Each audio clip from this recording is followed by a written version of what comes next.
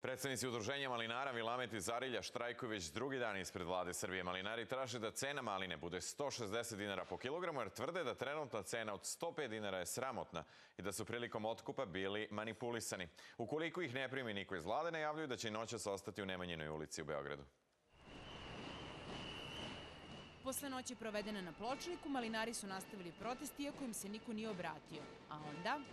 Gospodine ministre, tražili smo... Drugi, ja sam drug baš. Druže ministre. Slobodno, tako. Socijalista. Tražili smo sastanak kod premijera, ministra trgovine, turizma i usluga i ministra Dragana, poljoprivrede. Je se neko javio? Od juče od 12:15 smo ovde.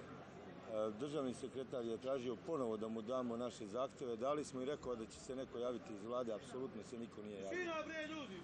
Ministar Mrkonjić je, iako mu nije resor, odlučio da se založi za malinariju i ugovori pregovore. Gospodine Mrkonjiću, Molim dušo.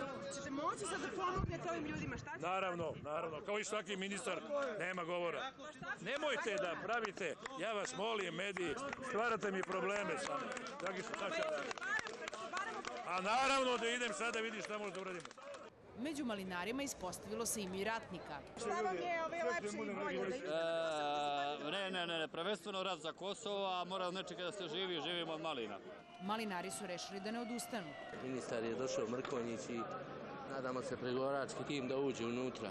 Nećemo otići 15 dana dok ne istramo mak na konac.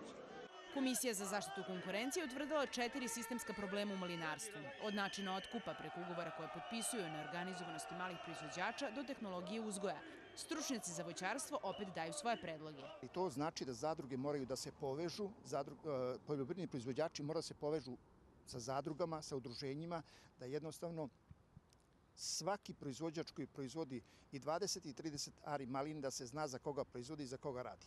Bivši ministar poljoprivrede Goran Živkov smatra da je prošlogodišnja cena maline od 2 evra nedostižna jer je kriza učinila svoje, pa nema tolike potražnje za malinom kao ranije. Svetlana Milenković, Fox televizija.